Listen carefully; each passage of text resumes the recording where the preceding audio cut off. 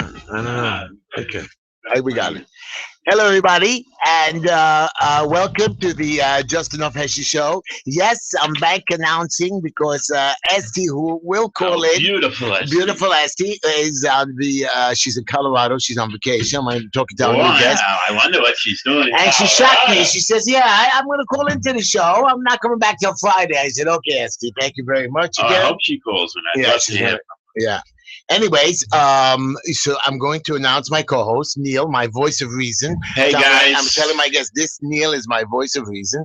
And I'm your host, your Uncle Heshy, and we're going to have, we have some special guests on the show tonight. First of all, I want to, Neil, tell you something personal. My friend Mike Liebhardt, they took him in today to the hospital. He's not feeling well, so I want to make sure that our best wishes of all of our people, our audience, our prayers go out to Mike Moish, my brother, and my friend, and we're going to talk about friendship in a second. One of my quotes. Yeah, he's one of the good friend. We know him for 30-something years. Right. Anyways, here we go with the first part of the show, and I start with a little quote. So I'm telling you to my guest because he's still not introduced yet, and we're going to talk about this. And my quote is very simple. Love begins at home, and it's not how much we do, but how much love we put into that action. That's it, Neil. Got it? Got to love your fellow man. You got to love life. You got to make sure that it's very precious. And it's telling you that small things matter. That's right. That's the point. If you put a lot of love into it, small things matter. And you have to be caring and friendship and so on. Even if it's only like one plate in the sink and you go wash, your wife will be thrilled. Right. One plate. Right. Forget about the whole Shabbos thing that you make her do. But, but life is. I was reading the story over the weekend, and this young boy who was very smart, he got very sick, he was going to die, and everybody started praying for him, and in the Jewish religion, and somebody's ready to die, so they come around, they put candles around you, and they, you know what I mean, they do prayers, goodbye. Put candles? Yeah, they light candles in the room, whatever. Anyways, the boy was going to die, and they prayed, and finally he got better. Somehow he got better. Everybody says. And the kid is a genius, brilliant, growing up, a big-time rabbi. And a guy came to visit him to give him a gift. And he said, "I want to give you something." He opens it up, and he said he saw burnt candles and some little silver hold. He says, "What is this?" He says, "When you were dying as a young boy, we blew them out. Here, look how close you are to the finish line. How precious it is. Look at these candles." So that's my point to you. Life is short. Don't waste. And our guest is here tonight to tell us about waste, and don't wait to waste. So Neil, I want to introduce my guest tonight before you. Please do. Because Neil had something to scream about, Robert. No. Relax. I got time. I'm excited. Don't worry. No problem. I'm excited. So tonight on our show, we have Rabbi Jeremy Stern, Executive Director of the Organization of the Resolution of Agunot. Is that correct? That's right. A lot easier to say than the whole name. Correct. ORA. I was going to say that. And you have Ora, and he has a website, www.getora.org. So, Rabbi, we want to ask you simply, but first, Neil. First of all, welcome to our show. Yeah, welcome. Thank you. It's great to be here. We have another guest joining us. She's coming a little late, but I want to tell people, we always start the show and we introduce to Rabbi, but Rabbi, we do have to pay for this show a little bit. So I just want to tell you, is anybody who wants to call into the show, please dial 718-303-9090. 718-303-9090. Now, you can talk to Rabbi Stern about the upcoming subjects. You have the cleaning guy. But besides that, you can get us on Just Enough Heshy, the YouTube Just Enough Heshy. You can see us live streaming. Hashtag Just Enough Heshy, and Facebook, where you get my daily quotes. Just Enough Heshy. By the way, our show is being sponsored by a couple of very good friends of ours and people that we like. His name is a friend of mine, Chaim. Anyways, if I can ever get the advertisement up, Esty, where are you when I actually need you? His name is Mr. Clean Delivers, 347-369-3051. Again, Mr. Clean Delivers. Mentioned the Just Enough Heshy show. And Neil, how much does he get off? 25%. Can you believe it? That's very good. I can't believe it. I'm telling you, I just went to pick up stuff from a dry cleaners, and I can't believe if I would have got off 25%, I could have filled up my tank. Anyways, you can call Green Line Building Solutions for your violations, your permits, your plans, your expediting. Stop making fun. So I drive a moped. Stop it. 718-871-0382 will help you get lead inspections, asbestos inspection reports, and we direct you in the right direction. 718-871-0382. By the way, Neil, this is Andrew. You know, our intern assistant producer. This is his last week. He's going back to school because he's going back to school. Good smart kid, and he did a great job. He really did, and he's really. I would say he's really a nice guy. Very nice boy. Very nice. Really a nice guy. Yeah. No, I'm not kidding. Always on time. I was so proud of him. I think as for a husband. The lucky girl. Forget the husband. He's responsible. He should get a good job, but he was responsible. He's right, I'm saying his life. I will write a check back with him in 10 years. Right. He's going places. Good, yeah. Because he's really good. You see that, Andrew? He just walked in to help us. What a good boy. Rabbi Stern. He really is. Rabbi Stern. Neil, first of all, you had something Rabbi Stern, we have an interesting problem, and this might not have anything to do with you, but Neil is not too happy about last week's show. I just want to, people, my friends and fellow brothers and sisters, I gotta just clarify a couple of things. And the first thing that I'd like to clarify, please understand, everyone out there listening, that does not like the fact that we discuss issues involving, is there a God, no God, how much control he has, he doesn't have, and all variations of God. First of all, you don't have my personal belief in that conversation. That's number one.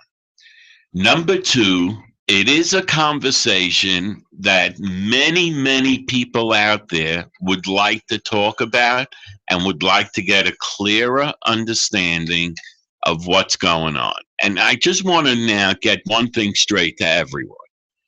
Nobody has proof, okay, whether there's a God or no God. We have a Masorah. It's carried down from our parents, from our grandparents, and that's why we follow, those of us that do follow, that's why we follow in God's footsteps, and that's why we have a Bible, that's why we use the Talmud, and that's why we have these things.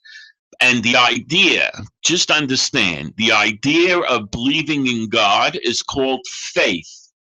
If you would look up faith in the dictionary, it says having a strong belief in something without any proof to that fact.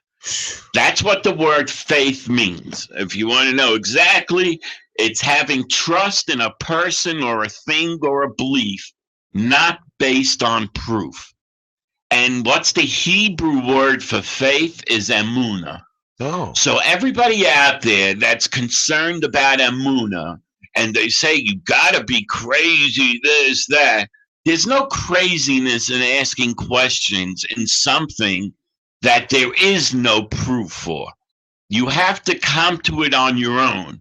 Somehow, if you want to be a believer in God, you know, if that's the way you want to believe, because your parents believe like that, go ahead. That's the beginning of the belief system. And then you can put different pieces of the puzzle, however you want to say. You missed the bus because it is, or you got the bus, whatever it is, whatever's going on in your life, you can attribute to God. But if you do not follow in your parents and you decide, listen, I don't have faith. I just can't. I'm a scientist. I can't just have faith. I need to see it, touch it, feel it, and know it. Okay. So we understand that there are people like that, but that does not make them less of a person. No, the guy last week said just stay away from the subject because you shouldn't. No, but I think that there are a lot of people that may have the same feeling, but they suppress it. And then later on, they get upset about it. And then all of a sudden, they get angry in themselves. Why they followed it for so many years. Why they this, that. So I'm telling these people, chill out. Give people time. Give them answers. Have discussions. That's what's the real answer.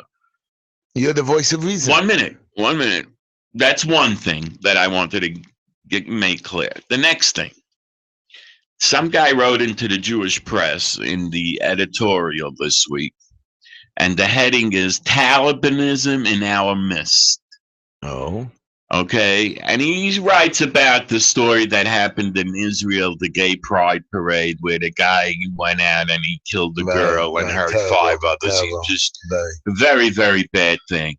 And he's very concerned, the guy, and me even more so than he writes, that there's a lot of that going on, a lot of extremism. People are mixing into people's business like never before.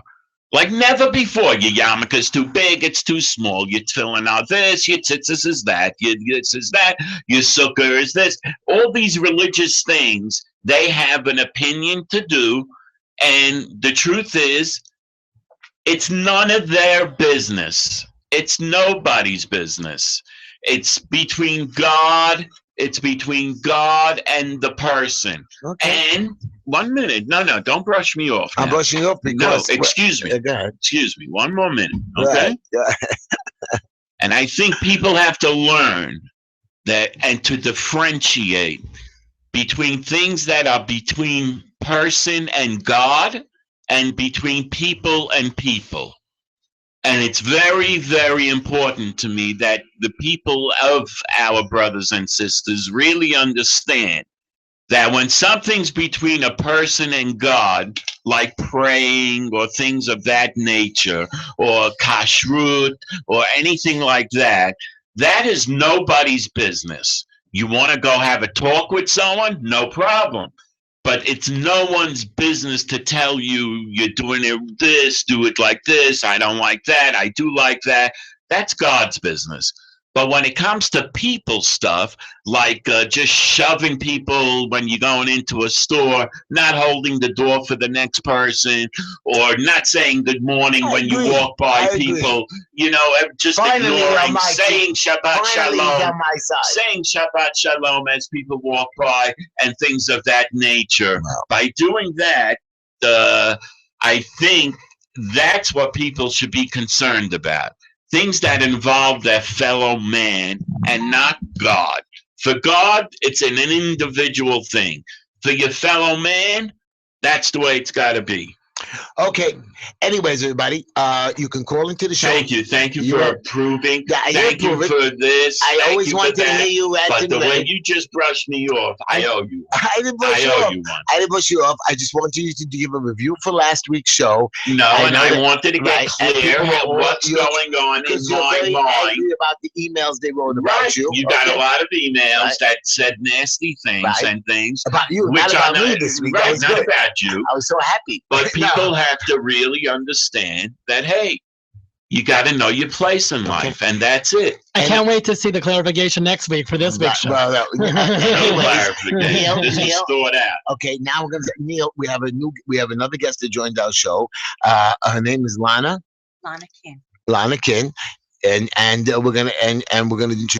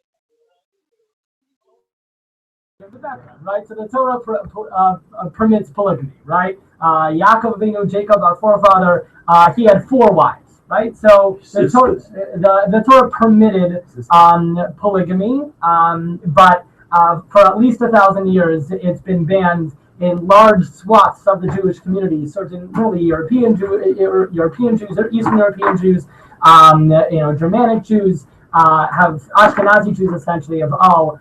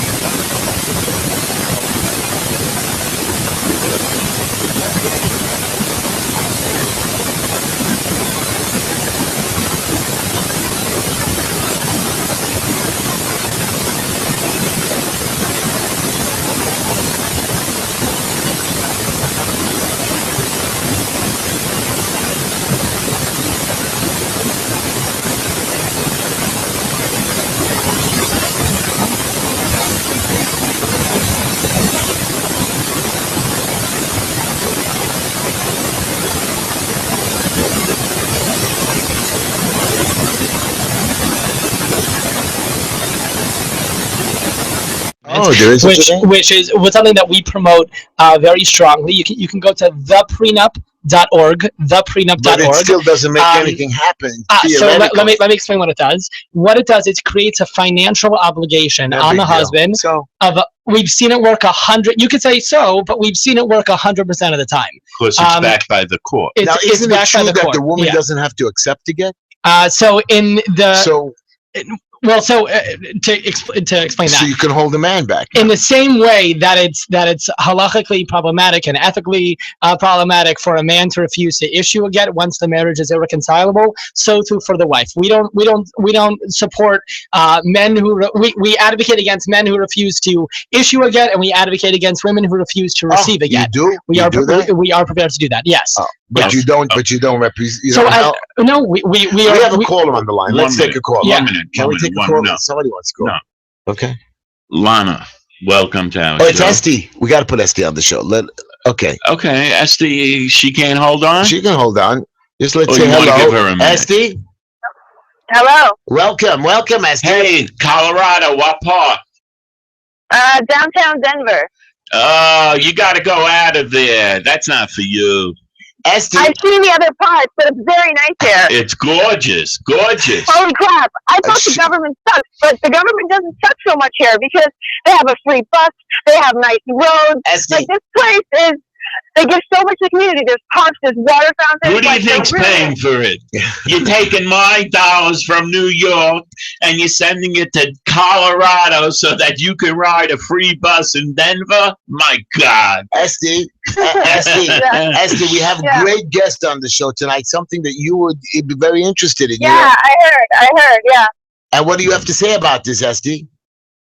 What do I have to say about this?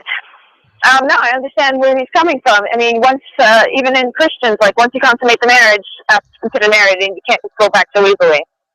Right. So Judaism is not Catholicism. That's the difference, right? Catholicism. No, I know. What I'm saying is, if they didn't consummate the marriage, then it would be okay. They can get divorced and annul it. Well, that's crazy. After 1 day, 2 days. Hey, it happens. Anyway, you having a good time? Yeah, I'm having a great time. It's really nice here. But we do miss you here. I found this whole community of there's this guy in the street, he's homeless or something, holding up a sign, and we're chilling with him, and he's like, yeah, I have a bunch of people, we just live a hippie lifestyle, and then there's we walk with him, and he meets all his friends, all these performers, or these people with the signs, okay, but just put a little caution in your brain. Just put a little caution in your brain. That's all I ask. Please. We want you to come back with a smile on your face. They share food, it's just like a community. It's really cool. I love it. I was just telling somebody about a poor person who passed away a few years ago, and my brother called me and he asked me Friday. On purpose. Yeah, no, he asked me on Friday to say Mishnah for him. Today was his yard site, Nelson Ben Yaakov.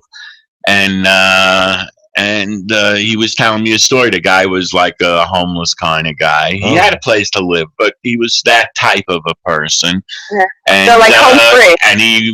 And my brother gave him a sandwich to eat, and right away he gave half of it to one of his cronies over there. So these people really do take care of each other. It's nice. It's nice. They don't want to get a job. They want to live this lifestyle. Being poor is not necessarily mean you have a poor personality.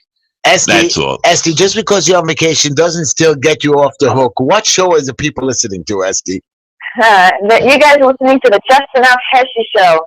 You can call in at 718-303-9090. By the way, I was trying to get the number. I could not remember it. And I'm thinking, I send this every day. How is it possible? I'm 305, 309. I have to look it up. And I'm 303-9090. I remember the last part, but I so bad I haven't remembered it. You've been traveling too much. Esty, you're a wonderful girl, Esty. Come back soon to us. Say hello to Mars for me. Okay. Take care. Bye. Well, Rabbi, I was Esty. She should have been on the show with us. Okay, I was just talking, trying to get a question to Lana. Yes. Okay. If I'm out of step, you'll let me know. So will I. Okay. Why doesn't he want to give you a get? Wow. No, I want to get right to the point. Go ahead. Everybody wants it. I'll answer. It's fine. It's a control tactic.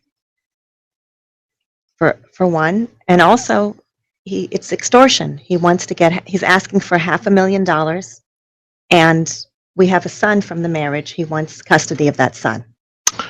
He wants $500,000, and that's it? And our son. And, share custody? I'm not saying shared. He wants complete custody. I have full custody. However, he has visitation, and I never prevent him from visiting with our son. Does he visit? Yeah, he's even going, our son is going there in a week. To Vegas. Were there ever any complaints made against the father? I never complained about it. But also to give some background, this is a couple that their marital home was in New York. And once they separated, because, it was so important to him to be close to his son, that he moved to across the country 3,000 miles away to California, which obviously made visitation much more difficult. So this man who now is trying to use the get as leverage for greater custody and visitation was the same one who moved across the country. I don't know. You're crossing the line a little bit. I know it's sensitive to the person that it's happening to, but I always, question when people questions people's work and jobs and money and all that. I don't think it's as simple as he just moved to California. He did it. It was premeditated because there's a get law in New York. So if he divorced me in New York, he would be forced to give me a get. Yeah, but it doesn't count if he's forced to give you a get. It would. There are two get laws on the books in New York State. One of them has the wide support of rabbis across the spectrum. The other one is more halachically problematic. But the first get law could have been effective in her case. But how bad is this problem in the community? Is it pretty bad? Is it almost bad? Is it one in every does it really matter? Well, it's a good question. I don't mean I read the Jewish press and I see like maybe 8 or 10 problems. Right. I know this. Trust me, I have called some other people that other people are telling me this goes on, and they're not in the papers. Right. I know local people that are going through this problem, and they're not in the papers. But I'm saying, how big is this problem? So the cases that are on the paper that are in the Jewish press, so you look on our website getora.org, and we have a list of recalcitrant husbands there. You also have a phone number. Now we can call you. You can call our office. No one's in the office right now. Okay, but it's a regular phone. 212-795-0791. One more time. 212-795-0791. We can ask you anything. We can talk about anything. I mean, within the context of my job, yes, but I'm saying, but you get a lot of questions, a lot of issues, don't you? Sure. And the truth is, you wouldn't be speaking with me. We have our director of advocacy. Her name is Keshet. Keshet handles all inquiries, all requests for assistance and guidance. And we receive. So you're asking about the scope of this issue. Keshet receives over 150 calls every year from almost exclusively women, but some men as well, who are having difficulty getting. And what is your step? What do you do when you hear that now? You get back to the person, and what do you do? So for of those 150 calls, all over the country. Yeah, all over the country. So that's far away too. You have to help people. Correct. Okay. Correct. So the vast majority of those calls were just providing brief services, guidance and support, an explanation of how the get process works, and really how the Beit Din, the rabbinical court process, works. We'll provide referrals to them, to attorneys, social workers, rabbis they can speak with. So you guys never sit down and try to negotiate arbitrate, whatever. We ourselves don't arbitrate or mediate or anything along those lines, except informally. So the vast majority of our cases are just brief services. We take on about 25 or so active Agunot cases every year. So of that one, this year it was about 175 new calls that we received over the course of the year. So we only took on about 25 active Agunot cases, and those are cases where we'll take them on because we have nowhere else to refer them out to. Those are the and once they're at the end of the road, that's when they I want to ask you a question. Have you been successful or been part of a lot of resolutions? We have assisted in the resolution of 241 Agunot cases since our founding in 2002. Wow. And that's by talking to both spouses. So you asked, like, what do we do? So whenever we take on a case, we always try to resolve things amicably at first, and we don't take sides. Even though our organization name has Agunot in it, which is the feminine, that's the woman. We have advocated on behalf of men whose wives have refused to receive a get. It doesn't happen nearly as often as the other way around, but we don't see ourselves as representing either party. We see ourselves as a neutral, objective party, to the point that if one of the parties, let's say the wife, makes a donation to our organization while we're working on our case, on her case, we will refund that money. We have done so because we do not want to be seen as a hired gun of either side. We're doing this because it's the right thing to do. It's the moral thing to do. It's the halachic thing to do. So when we take on the case, we don't take either sides. We try to resolve it amicably, first by speaking with both sides. Let's say the wife will call us. She'll tell us her story.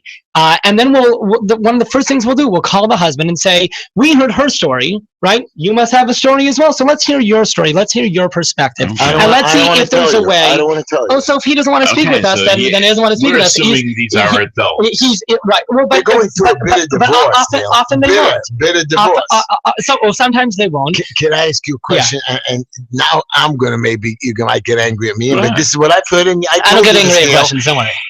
Sometimes you might suggest during the divorce process that to not blackmail. What's the proper word? To extort. Not extort. To pay for.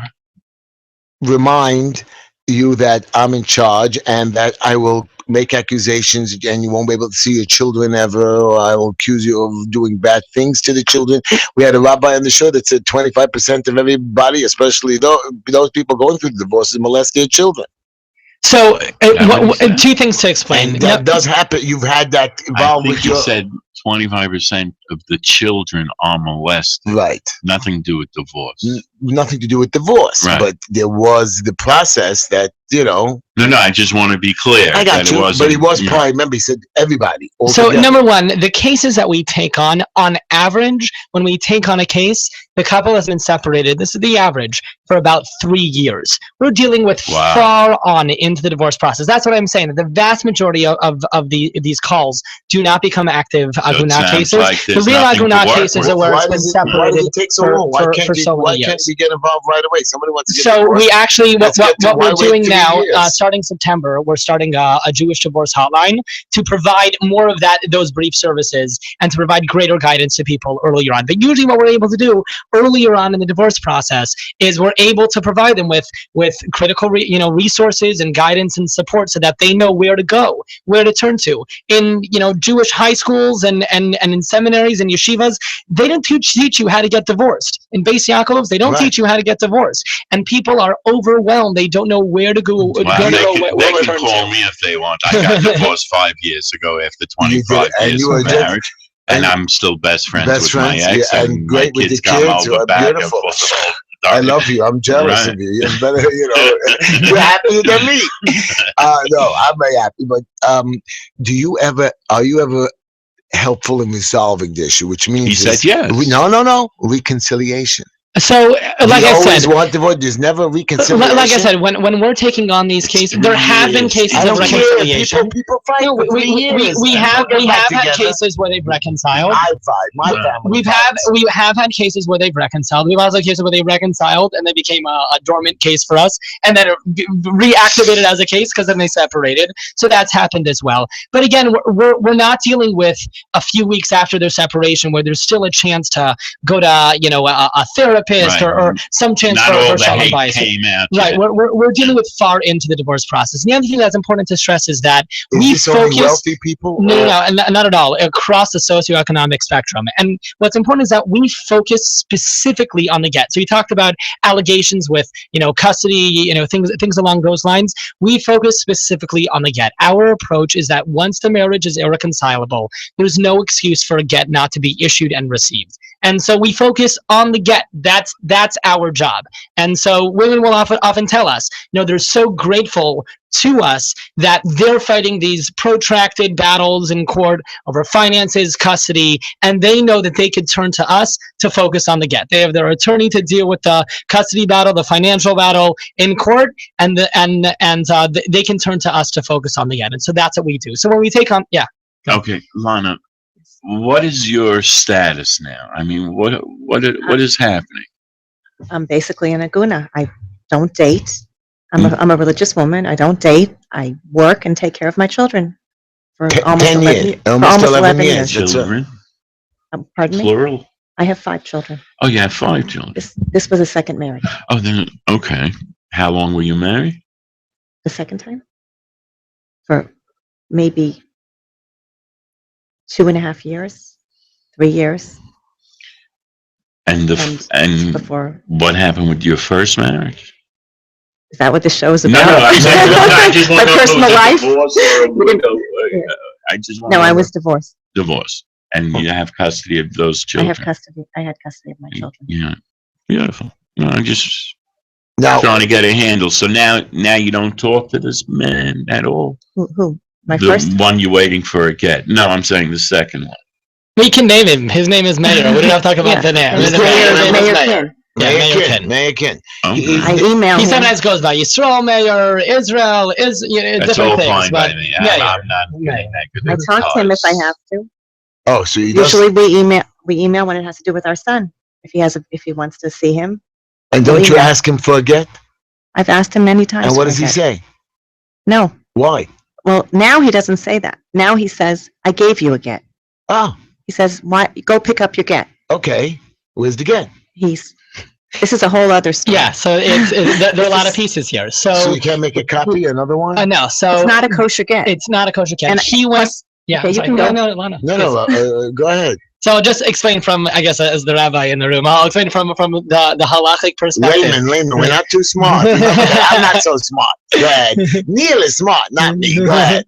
Right. So the issue is that he has specifically turned to one corrupt, senile man in Muncie who calls himself a rabbi. We can call him a rabbi. His name is Rabbi Tzvi Dov Abraham, who is notorious as an individual, as a rabbi who assists men in extorting money from their wives in exchange for a get. And is on a based-in with 2 other men who also are. Right, one of I'm not even sure how common it is. He's on a based-in, right? Well, so he's allowed to do that. Yes and no. Except that the way that the Bezdin system works outside of Israel is that it works based upon one Bezdin recognizing another Bezdin, because they say, okay, you're Orthodox rabbis, you're of a different stripe, you wear a gray hat rather than a black hat, or this and that. Bezdin is a Jewish court. Right.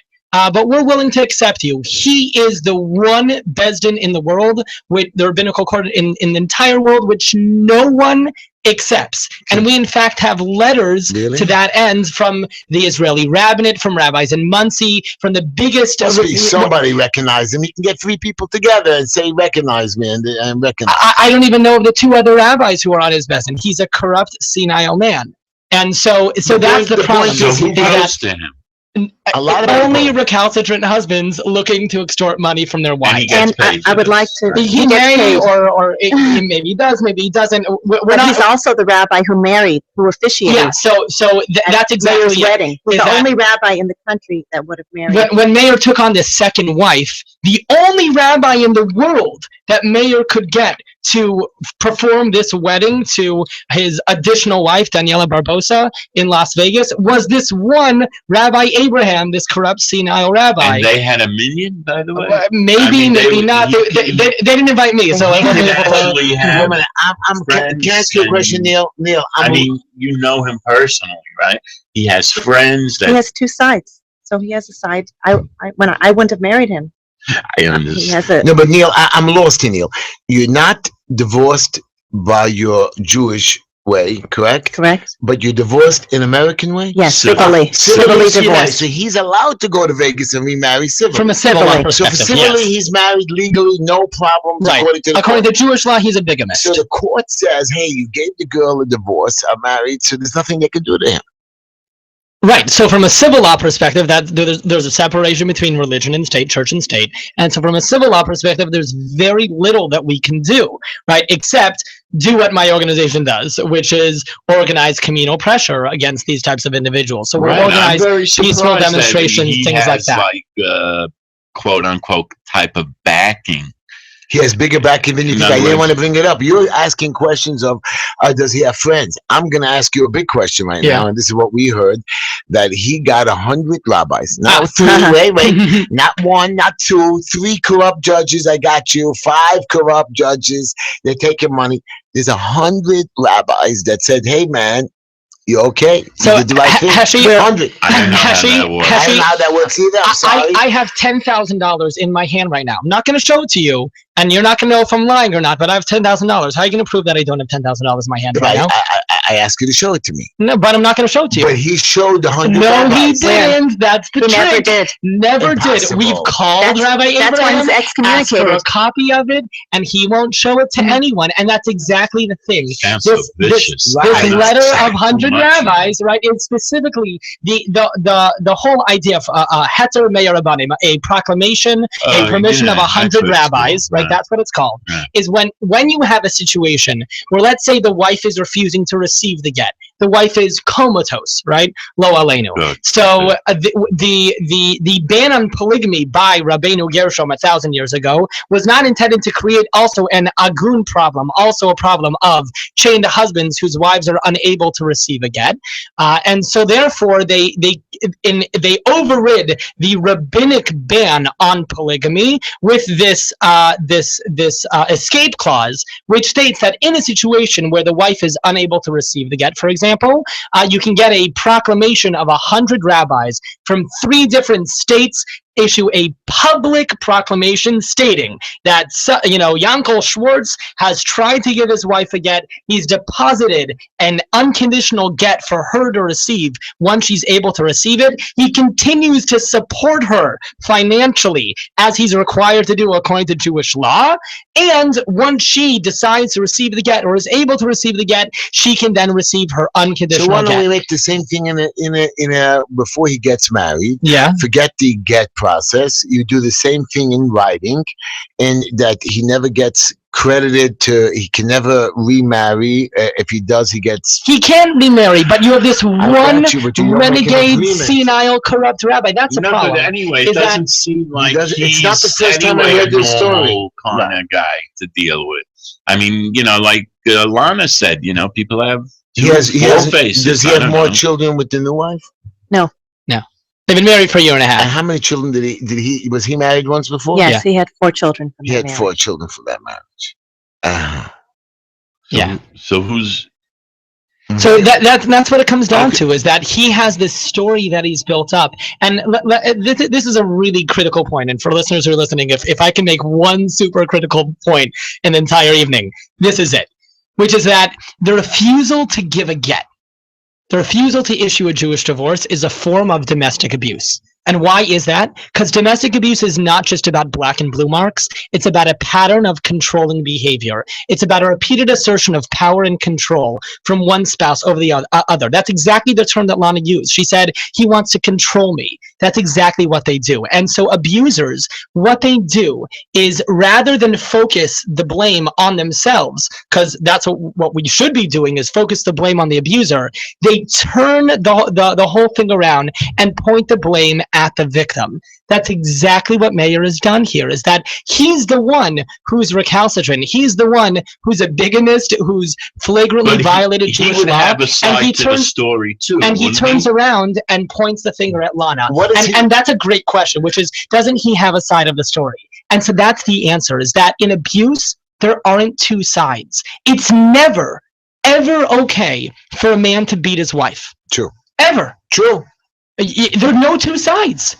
There are no 2 sides. He can fight with his wife. And maybe they'll have arguments. But he can never hit her, and she can never hit him. It's never okay. With self-defense, he can block her. There's no self-defense. Nobody should be swinging nothing. No one should be swinging. Exactly. And it's not just about black and blue marks. You know, the phrase that we said as kids, sticks and stones can break my bones, but names will never hurt me, is not true. You can do tremendous damage to someone emotionally without ever touching them. Sure, especially if you're controlling. And especially if you're controlling. And what abusers do is they diminish the sense of self and independence of their victims. And that's exactly what get refusal is. He's asserting his power and control over her and saying, you're not divorced until I say I am.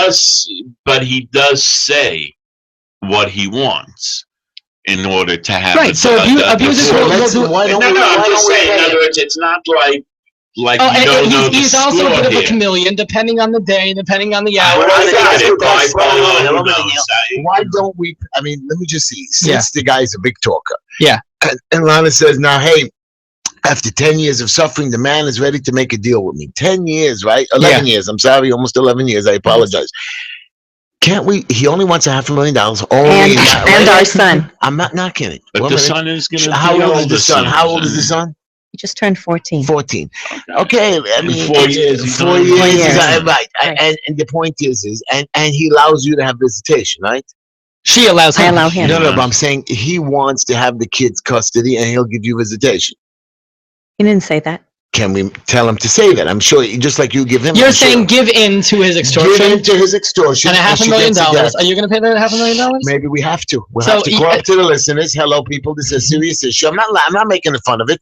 It's a serious issue. You all stand out there. Let's everybody give $10, $15. You know, we could raise $500,000, and let's see if this guy's. I'd like to interject here. And you're going to hear why. Why can't we raise the money? Because this has happened many times. There are several Agunot there. I won't say any names, but there is a man who's very wealthy in Brooklyn that used to pay off these recalcitrant husbands. Oh, there was? Yes. A good man. Yes, a good man. And I don't believe in that, because then when one husband hears about it, then the next one's going to do the same thing. Not everybody. It's like negotiating with terrorists. Not every husband is bad. Right, but those who are now learn. What is the rate? Right, Neil, what is the, how bad is it? If you start paying them off, it's going to skyrocket. Right. How many are you paying off? They see an opportunity. If you're talking about $500,000 for 200 guys, I'd much rather that money used for wonderful tzedakahs in the Jewish community rather than paying off abusers. No, but that's very nice, but that's on her back, right, really. Right, we're making her suffer for 10 years that she could have remarried and have a good life. I would not begrudge her if she did that, but she's saying on principle, and I think it's incredibly inspiring. Principle. No, but principle. I'm suffering over principle. I don't want to suffer. I'm tired of suffering. I'm not screaming at you. No, you're saying it's her decision. I don't want anybody telling me I have to suffer. I have to go through this. I have to when I become religious, and I'm not knocking it because I'm religious. But there's a lot of people, rabbis, who scream at the young kid, if you're not religious, jump in the lake. We're gonna. Why must I suffer all the way? I understand I have to sacrifice for my fellow man, but this girl should be remarried or not remarried or whatever it is to be free to be able to breathe. Right. I should be free, but I've helped other people because of it. That's why we have the prenuptial. No, you don't. And I hear such good things about you, but you're wonderful. The problem is let's get over with. Let's stop the suffering. I'm tired of it. I mean, by the way, everybody, I got to tell you something. Do we have a caller? We have to take a caller? We're going to take a caller for both of you because we're coming to the last few minutes of the first hour. You're listening to the Just Enough Heshy Show, 718-303-9090. You can hashtag me at Just Enough Heshy or YouTube us live. Look it up. Yeah, but I think we were down on YouTube. I'm very angry at the producers. We better fix that or you're in big trouble when I come out there. 718-303-9090 or go to Just Enough Heshy. Last week. I know that. I was just praising him. Now when you ask for that recommendation letter, Andrew, you can forget about it. You messed it up. Let's take a caller. Shlomi, you're on line 4. Go ahead. Hello, you're on the Just Enough Heshy Show. Yeah, I just wanted to ask a legal question. Is this case pending in court of Kings County currently? No. No, it was settled in court. Well, that's your problem, because what you did was you basically gave them the civil divorce without taking into consideration the Jewish divorce. And I believe New York State has something called the Get Law. Right. And in the Get Law, it specifically states that you cannot get a civil divorce if there's any impediment holding up the remarriage to any of the parties. So I think that's a new thing. Well, but Sonny's right. Who cares? He's right. No, but let's explain. It doesn't make a difference. No. It doesn't make a difference that he's right. She messed up. I didn't mess up. I did not mess up. You have to listen to this. That's exactly what Mayor did. They lived in New York, right? And he specifically moved to California, where he's originally from, To circumvent. in order. And 6 months after he moved from California, declared residency, which is exactly, you need 6 months residency in order to file for divorce in the state of California. That's almost to the day. That's when he filed for divorce. He specifically moved out of New York and moved to California in order to file for divorce in California, to circumvent the New York state law. But once he was filed in New York, she didn't have an option. To change the venue. It was I had top attorneys. I couldn't do it. It was in California. Is that how it works? He filed first. That's why. Yeah. And you're telling me California does not have I'll answer. the reciprocal law as New York State? New York State is the only state that has it. So he didn't really have to go to California. He could come to New Jersey. That's right. I got to tell you, he outlawed you, unfortunately. But then the next question is, can we turn you from a Agunot to a Almona? Is that possible to do that? All right. Stop. Don't bring that up. We don't want to do that on that show. We don't do that. Thank you for your call, Stormy. We appreciate it.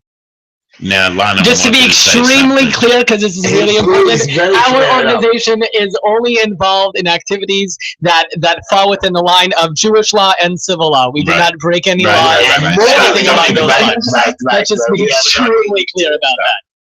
Okay. Yeah. Lana, you wanted to say something about the filing of the divorce?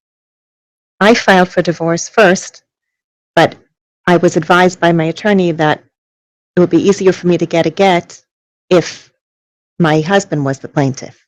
So that's actually how the New York state law works. Only the plaintiff. It only impacts the plaintiff.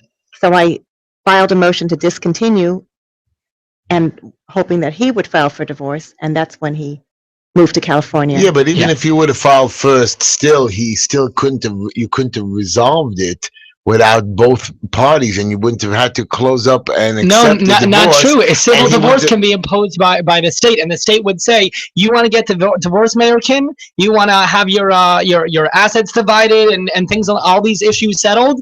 That can only happen once you give her a get. Does he pay you support? Is there alimony? Is he in pain in any way, or he just tells you jump in the lake? I own a real estate company. Okay. And at the time, he's a physician's assistant. And he quit his job, said he was out of work. So he made it look like I had much more money than he did, when he really had money too, saved up. And so I'm paying most of the support. But he doesn't work at all now? He works as a physician's assistant in So he makes Las some Vegas. money. He makes some No, money. he makes money, sure. So he has to pay. He makes over $120,000. Okay, He makes money, and he owns a house. So he has to pay support. Right, so now he owes, I could take him back to court for child support that's owed. He pays child support. Which is millions of dollars. It could be hundreds of thousands of dollars. No, it's nothing. No. Peanuts. I pay most of this. The way it's arranged, I pay most of the support. Come on. Wow. Because if he doesn't pay it, that's when they put him in jail. Right. And you can't get But him. he just pays the minimum. And just so you know, he he lives in Las Vegas, Nevada, and Right. Nevada is extremely difficult, if not impossible, to put a father in jail for not paying child support. But you could put a lien against his assets. I'm telling you, the laws in Nevada, I mean, Las Vegas is Sin City for a good reason, and it's very difficult to enforce. Well, you paint the like broad that. brush. Wow. Yeah. Oh, Okay. wow. So what do we learn from all this? I'm in trouble here. I know. You know, I'm trying to think, like, what do you learn? You know, you're suffering, and you seem to be willing to suffer. Like, you know. Not that Don't I'm willing blame the to suffer. victim. It's first of all, I'm not willing to suffer, but I believe in God, and I believe in the Torah. I was raised in my father's a rabbi, and he's a doctor, but he's a rabbi, And he taught me that the Torah is perfect, but people are not. Correct. So if people are corrupting the law, I pray to God all the time for strength. Lana, it's not easy. Maybe it's, don't get angry, but maybe it's wrong. I mean, I know you want to believe, that's fine, but maybe the Torah is wrong. I mean, it's just messing you up, and I don't know. This 10 years of being in bondage is crazy. It is crazy, but it's not that the Torah. I know the Torah is right. And the Torah, She bumped into a loon. I mean, that's it. The problem is that if we were able to enforce our own laws, right? If we were able to enforce Torah law, which, right? By the way, stopped only about 200 years ago. Right. When you had a shtetl, this issue wasn't a problem in the shtetl, because if a man wasn't giving his wife a get, and the rabbi said you have to give your wife a get, and he refused to do so, first they might apply sanctions against him if he was ostracized from the community. But not only that, or in some cases they take him out back and show him what they meant, right? And then he'd give a get, and that work 100% of the time. We're not going to talk about that. We're coming down to the break in the show, and we're going to come right back in a few minutes. As you can sit back, and we're going to scream at them out there. But I'm going to say my halftime quote, and that's what I do always, and we have to do that because I'm thinking people expect, and I like to do it. Anyways, here we go. Positive. I'm suggesting that we go through life, we accentuate the positive. I'm asking that we look a little deeper for good, that we still our voices of insult and sarcasm, that and efforts of others.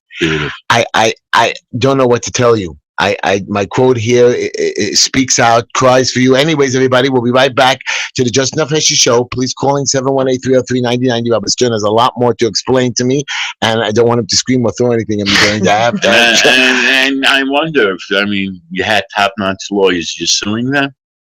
No. Okay, we'll be right back. Thank you, everybody, for listening, and stay tuned, and we're just going to take a small identification break. This is...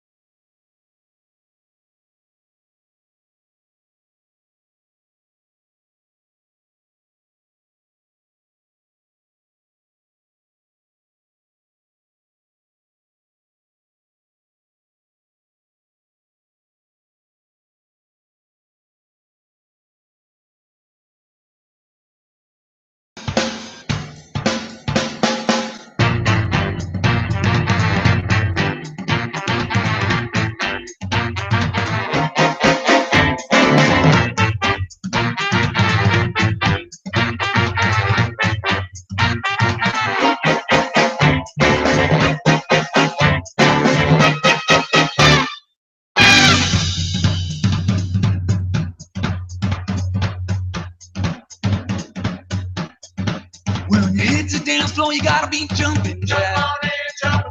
When you hit the dance floor, you gotta be jumping, yeah. Did you hear the new music? Did you like it? Anyways, it was just practice. I don't want to hear it anyways. Welcome back, everybody, to the Just Enough Heshy show. What happened? I don't know. There was some technical difficulty with the YouTube again the first 20 minutes, so they're going to fix it. I'm sorry, everybody. But I don't understand. We have a tape of it. We have a tape of it, and we're going to fix the recorded section so you can always go back to it. By the way, it's 8 o'clock, and I want to just wish again, it's my second hour, and I want to tell my friend Mike, I know your son is sitting there, Lipa, watching you. I feel good, man. Get well soon. Get well soon. Come join us on the show. Have a good laugh with us. Let's make some fun of me. You know what I mean? Try to calm down. By the way, I was in the hospital with him, and I was making fun of the nurses, and he started to laugh, and I thought I'd make him feel better, and all of a sudden I saw the numbers on the machine start jumping up and down. I said, no, I'm not making no more jokes. You can't fool around Don't with fool that around with right. He starts to laugh. I said, don't laugh. You get, the nurse says, calm down. I was making fun of the only nurses. you. A good thing turned into killing. I know that. I'm so happy that the kids were the killed me. Anyways, listen, Bum, get back soon and feel good. So we're back with the second part of the show.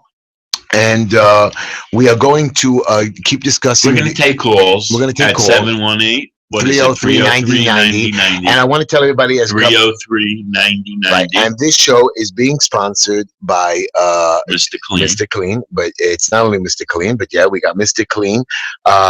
We got Mikey. Right, Mr. Clean Dry Cleaners. 347-369-3051. 347-369-3051. 25% off if you mentioned the Just Enough Heshy show. Greenline Developers, Greenline Building Solutions, 718-871-0382 for violations, plans, permits, HPD. Everybody's got these issues. And even we with the department. help. Yeah. We'll give free consultations, free consulting, and if they can help, they can help. If not, and everybody knows you're a humanitarian. That's right. You don't like when the little guy gets stepped on. I don't like when the little guy gets stepped on. That's what our job is, to help the little guy. That's right. And you know what? I'm having my issues with smoking, Neil. I'm having some problems. So yes. Mikey, what happened? Mikey, no. I got them. I'm going to take them out right now that the YouTube is working. And I'm going to show the rabbi that it's not real smoke, whatever. BL Premium, BLPREMIUM. ECIG.com. It's like $1.10 each. Very cool. Buy 10, get one each free. One is what? Like 2 cigarettes in each one. Two? And two full cigarettes. It's 50 cents each. It's like 50 cents. A little So bit more. $55. $10 a pack. It's like $10 a pack. But it doesn't. The objective is to help you, to get you better. I heard a lot of people buy cigarettes bootleg.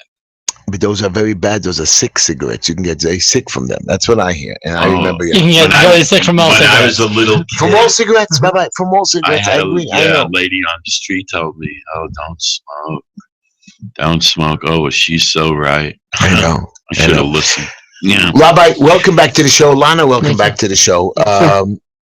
When I Neil, hello. Yeah. We had a problem.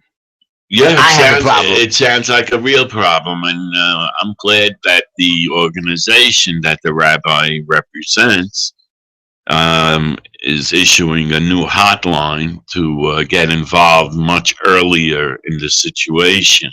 How early? I don't know what I did. I gave my wife a I want you to hear this one, Rabbi. I gave my wife, How much did it cost? $0. Oh, to get itself? Yeah. Couple of $100 the whole process, and people make this go through for.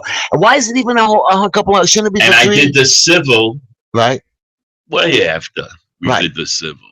But the whole process should take what, a day, 2 days? It takes an hour. A whole hour, and you're suffering 10 years for whole hours. Whole hour. It's nothing. They write it up right then and there. Something's wrong. 3 people are sitting there. Something is wrong. I hand it to the woman.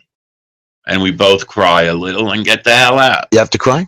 Do you have to bring ID, by the way? I heard you have to You bring do have to identify who you are. No, I love my ex. So right. Wonderful. I know her since she's 30 years. Okay, we get along great. Very good. I just can't live with her. By the way, Neil is making a wedding on October the 11th. Yeah, October 11th, my second child. My third child, my second wedding. Neil, can I ask you a funny question? Now that you're divorced, according to Jewish law, Rabbi is sitting right there. I'm divorced early. The first thing I did was Jewish law. Are you allowed to walk down the aisle with? I heard there are a bunch Rabbi, of. Are they out to say if she gets her get? I walked my son down, so surely, right? So, and that was 2.5 years ago, right? So was that family didn't have a problem with it. So what about you? I don't know. What about you, Lana? Your kid's going to be married 10 years, 8 years. By the way, is a boy or a girl? My children. Or the one with the Sharon, yeah. It's a boy. A boy. And you said you had 4 other children. Yes. How old is your oldest child? 26. Married? No, nobody's married. And the next one? 25. And then keep going. 23. 23. I have a 24. I have a 24 20, and a 23. 20 and 14. 14. I have a 15-year-old. All boys? No. Oh. One. The oldest is a boy. The eldest is a boy. 3 girls, and then Moshe, a boy. A little boy. And question you, I know you don't know 10 years from now, but when the kid gets married, what are you going to do? Don't you have to walk them down together? You think that's on our mind? I mean, I got to tell you. Okay. I don't think she even, I'm not worried about that. I don't think she even thought about anything near a wedding yet. Okay. That's very nice. Time is running. Time is being wasted right now. That's the way I understand. I don't know how you function, balanced yourself somehow to. I hate to use the word because it's not true, but it looks like you have a certain amount of acceptance that this is my situation and I just got to go on. I don't see that. If I could just, no, you first. I'll just say that people sometimes ask me, how do I deal with this issue? We're looking at the dirty underbelly of the Jewish community, the worst of the worst cases, worst of the worst divorce cases, and extortion and domestic abuse and all of that. And so how do you do it? We have 8 people on staff. How does my staff, continue coming to the office every day? And we have a very supportive team effort in our office. So it's 2 things. Number 1 are the rabbis who stand up and do the right thing, and in particular our posek, our halachic advisor, Rabbi Herschel Schachter, who stands up on behalf of Agunot and other rabbis as well. That's number 1. And number 2 are women like Lana, who have tremendous emunah, tremendous faith and internal strength to be able to fight through this and to have belief and hope that they will get through to the other side. And thank God we've seen that happen in so many cases. Just it's sometimes the long haul and it's very difficult, but having such deep emunah that in the end of the day it's going to work out because you're sticking to your principles and because it's the right thing. Do you work with other organizations? We do. We're the only organization working really internationally on a case-by-case basis to address the Agunot crisis. But we do work with other organizations. We'll refer to other organizations for legal services, counseling, things along those lines. Lana, does this man, Mayor, his name is? Yeah. Yes. Does he perceive himself to be religious? Yes. Sure. Yeah. Yes. Orthodox. Yeah. Yes. Yeah. Totally. So it and to give you a sense, this doesn't make sense. Since we've been so successful at ostracizing him from the Jewish community, he now has a Jewish prayer service in his home. Because he's not allowed to pray in because he's not welcome in any other synagogue. But those other people who pray with him, are they stupid? A little bit. Or maybe a lot. Or they listen to his side. They heard his story, and either that, or they are male men's rights activists / misogynists, or what have you, and they're like, okay, she gets what's coming to her, whatever it is. I'm not talking about Lana's case now, but I'm talking in general.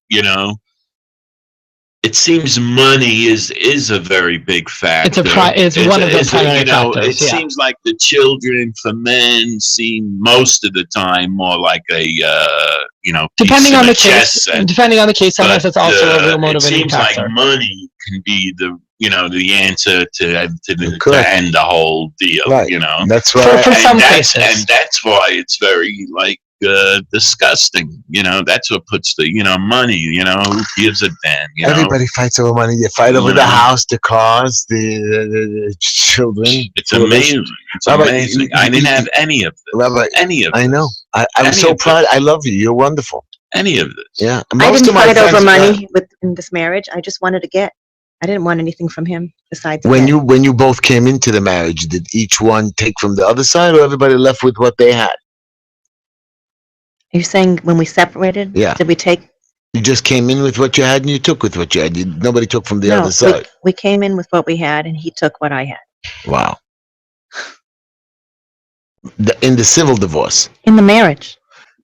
In the marriage. In the marriage, when we were married, and before we got divorced, I saw he was a very difficult person, very selfish. Right. And for instance, I'm in real estate. We're supposed to be partners on a transaction. Husband and wife are supposed to trust each other. Okay. So we purchased a property together. He said he wants to put it in his sister-in-law's name. Okay. For whatever reason. And then he did some kind of, I don't know what he maneuvered something, and somehow at the end, he got the whole profit. He said, and I asked him. But who put up all the money? He took money whatever money he brought into the marriage, he kept in a separate account. Okay. And whatever I earned was used for the family. Okay. Including any child support from my first husband. Who purchased the property? With my money. They were partners. No. I'm asking. A partnership is different now than the marriage. Listen to me clearly, boy. Okay, I mean real estate. As husband and wife. As husband and wife, that's nice. But I'm saying, who took out the cash to pay for the property? I did. Oh, it was your cash. Nothing to do with his. He didn't put up any money. No. So he put up his money, and he maneuvered to take the property. So you put up the money, and he stole the property from you, basically. because really the property was yours. Half. Not half. Full of it. She No, put up the whole that money. was the deal. No, it was going to be half. 50-50. But if she put up all the money, It doesn't But they were married, so they signed as a What do you partnership. think? okay. Right? So he sold it, and he sold the property. Did he give you back your money? The original, but okay. And But that's an example. While we were married, it shows what kind of person he is. he stole money from his wife. I steal money from my wife's wife. And I asked him when every night I go into a pocket. Hey, she, where's the money? Sweetie, I need it. I'm broke. I'm only doing whatever we were using for the household was coming from my money. Okay. Anything I earned, anything together I had. money. Together, marriage is. It's not together. No, it's not together. It was all earned money. So my wife earns money. She has to pay. He didn't contribute. Didn't contribute. Seems, and she. Okay, he couldn't contribute. Why? He was working. He had money. He was working. He was just a selfish kind of guy. That's it. Didn't you tell me? Didn't you? Doesn't he have children? Also, yesterday he has like 4 children, right? Yes. Doesn't he have to support those 4 children? He worked it out that he gave very little child support for 4 children, a very small amount, and his ex-wife also worked. You know, because by law, I know. But I have at the time I still have, thank God, 6 children. But the law is so liberal that, I mean, they expect my wife to be able to live off, like I don't remember what the chart said. Like if you make 100 to 120 grand or something. I don't know. It was buckus. There's a chart? It was literally, There's it was buckus. So it came out, it would cost me like $350 or something, you know? Really? Yeah. So how come we're not fighting the charts then? Forget okay. That's government. I want to take another call. Mitch is calling on the line. Mitch, hello. You're on the air with Rabbi Stern and Conneticut. He's a very smart caller. How are you, Mitch? How was your weekend? It was a good weekend. How you doing, Heshy? Okay, baby. By the way, Mitch, I want you to know that we are, we have a big rafting trip. I didn't tell everybody, and I want to tell you, Mitch, because I like you, but you don't have to come. Everybody's invited to my barbecue. I posted on Facebook. We have a barbecue. Yes, I can feed a couple of 100 people, but we have a rafting trip this coming Sunday, August 23rd. Go ahead, Mitch. What's doing? Where's the rafting again? In the same place. Yeah. In where do you go? It's really gorgeous. It's very nice. If it's a nice day, you'll have a great time. Yeah. Talk to us, Mitch. First of all, I want to give my warm feelings to this young lady and tell her it's unfortunate. And, as an old Yiddish expression, probably is better in Yiddish than English, but basically is man plans and God laughs. And sadly, this is one of those situations. We need a solution. Mitch, we need a solution. Well, unfortunately, when it comes down to it, my solution may not be legal in terms of law and all that, because quite frankly, it's weird how life is. Here I am, I'm a person who lost a wife at age 47 of cancer and unfortunately, we could have had a great, even better life together if she would have lived. And here's a young lady who's jailed. She's basically, you might as well put her behind bars, because that is what her life is now. I know many person who has been in this situation. Unfortunately, and I will say this very truthfully, I have heard cases where, and you could, by the way, say that this young lady, is a decent person, because she didn't do what a lot of people have done. They have hired people to go out. Mitch, we don't want to hear anymore. We don't want to hear anymore. We're not interested in the tough guy. We're trying to find a solution. Everybody knows that. Everybody knows the bad people. You know how many murders there were, 9 women killed. I'm not interested. I'm tired of that. I don't want to hear anything. The Jewish press for a long time used to announce these men who were not giving divorces. They still do. But according to Rabbi Stern, they only announced like 8 or 9, and there's really hundreds that should be announced. Everybody who deserves it. How about putting it on the internet? There is more now that we can do for stuff like that. But why isn't the Jewish press putting in 100 people? Why only 8 people? Maybe the organization. So from our perspective, from the cases that we're working on, My husband does not want to give me a guest.com. By the way, I own that domain if anybody's interested. They don't go for that, But this is the way we have to do it. Embarrass these individuals, especially in the religious community. Now, obviously, I grew up in a modern Orthodox community, so it's a little different. But if you live in a Reform community where everything is involved with your rabbi and everything like that, and the people you meet, if you are embarrassed to the point that you can't do the basic stuff, like go to shul. Yeah, but Mitch, he doesn't care. He moved to Vegas. He doesn't get embarrassed. He doesn't get embarrassed. He lives in Vegas, and he's gay. You know what I mean? He can be gay and Orthodox, and nobody can stop him because he can say whatever he wants. Right, but I think Mitch is making a really, really important point. I think Mitch is making a really important point, which is that the idea of social pressure can be very, very effective.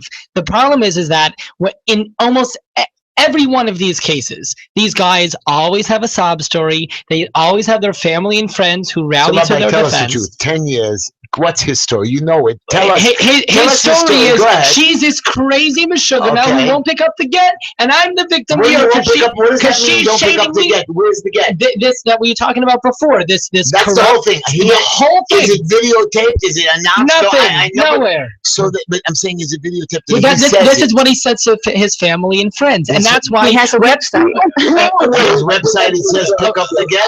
A lot of kin.blogspot.com. Phony Agunot is the phony Agunot. His family and friends say that's the point. Yeah, and well, Mitch, you're making a great point. Just last night. Also, and the point is that we have to embarrass these people. Just remember one thing, okay? Even people who have been guilty of mass murder have parents that come to their support. Right. And I don't care whose parents are, because let me tell you something.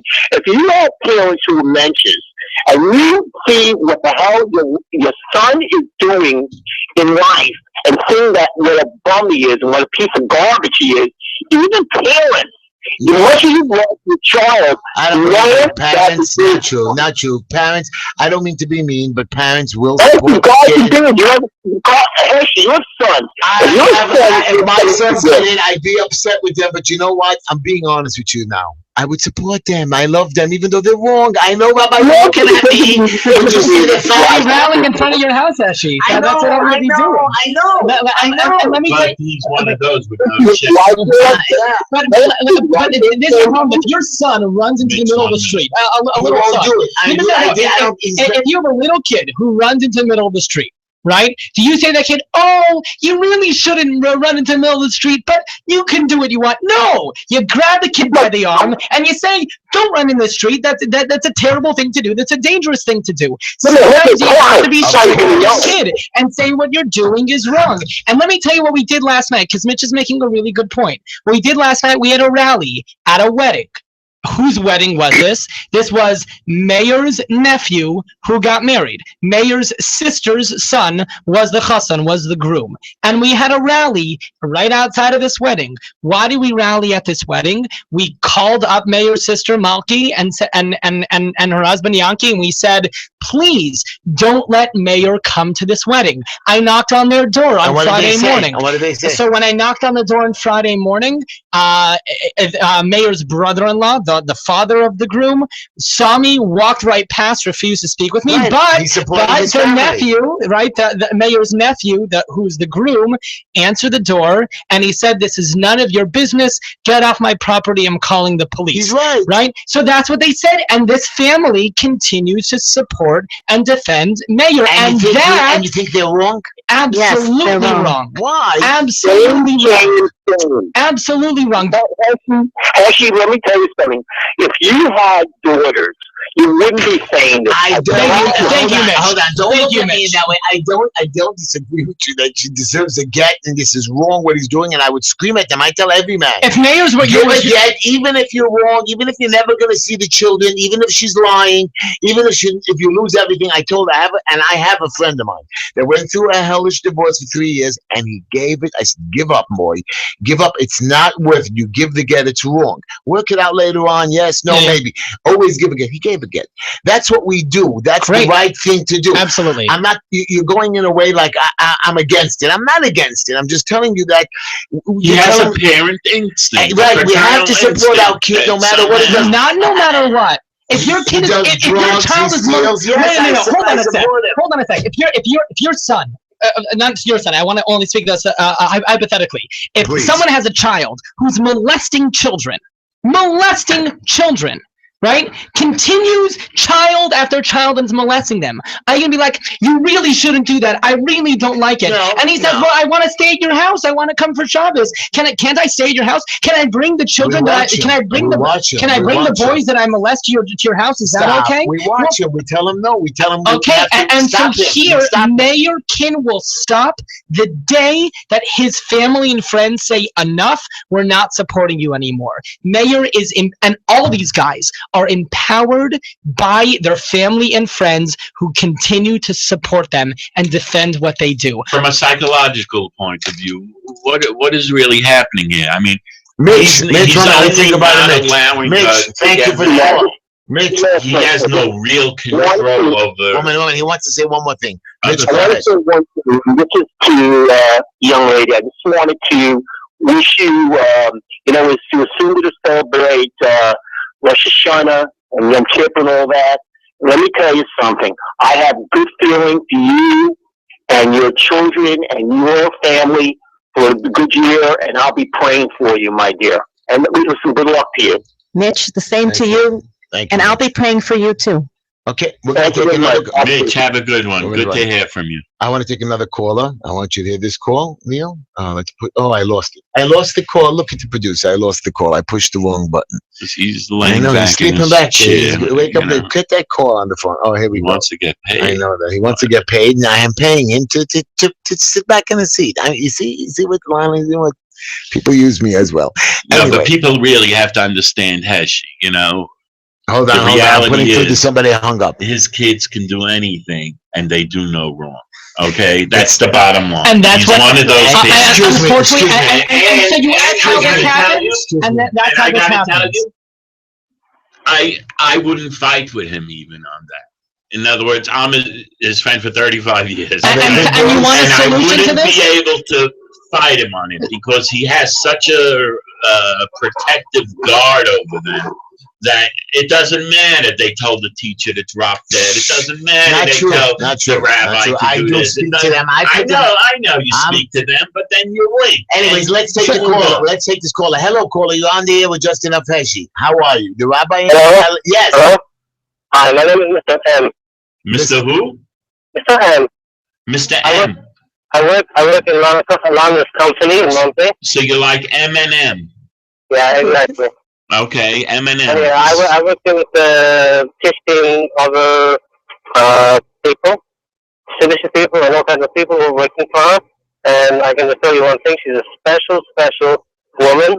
And I can say I'm not have a skill to work for her. She's honest and straight. I'm not going to, her story that she has, but I just don't know how somebody can do it to somebody as special as her. Simple as that. Okay. And you know, Lana's so long. What is there anything that I know you can't do anything to help her, but what I cannot do anything. I can support her maybe, but and there's not too many people in the situation that she is in, and there's many people that can help her. It's any. Besides Hashem, that can change whatever the minds of people, and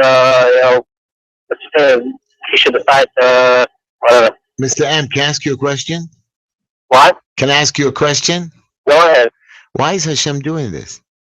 What? Why is Hashem doing this? We don't know Hashem's cheshbonos. What do you mean? We don't know. Simple. I mean, so this goes away with Hashem, and I don't understand. Why isn't he making it go away? I'm getting angry right now. Again, you guys are saying the belief and all that. It shouldn't be happening if it's Hashem's fault, right? It's not the guy's fault. Well, we believe you have a free will. I mean, that's the whole Jewish concept. In other words, there is a God. It is pre-programmed. So he knows what's going to happen. So God wants her to suffer. So God wants her to suffer. If I take a gun and shoot you in the arm, right, and now you're going to lose an arm or something, right? Hashem wanted that, right? But you can't blame Hashem for the fact that I shot you in the arm. It's a pretty silly. I am not here to stop this. I just spoke because I'm on the way back to Muncie, and I turn on the show. Thank you, caller. Thank you for your support. We appreciate your call. Thank you. Thank you. I'm not making light of the situation, Rabbi. I'm just telling you that people keep coming on the air. God this, God that. God wants her to suffer. I mean, I have other issues with God. I don't know what God does and does not want, but I'll tell you that you've been asking what's the solution. But God, changing the attitude that you yourself adopt, which is I will defend my kids at no cost, at any cost. That's but what if I makes raise my this kids happen. correctly to begin with, you're this right. will never happen. Hopefully. And I know that I've done my job, and I know that a lot of people that I grew up with, my friends, but maybe you're not perfect, and maybe you didn't raise your kids perfectly, and maybe something else. I hope we never see. Yeah, I hope we never see that. And I think we did a good job. And again, I did a good job, and I keep teaching my children, careful with marriage, because to me, marriage is forever. I'm not saying that there's not problems. You know, Neil, I support you 100%.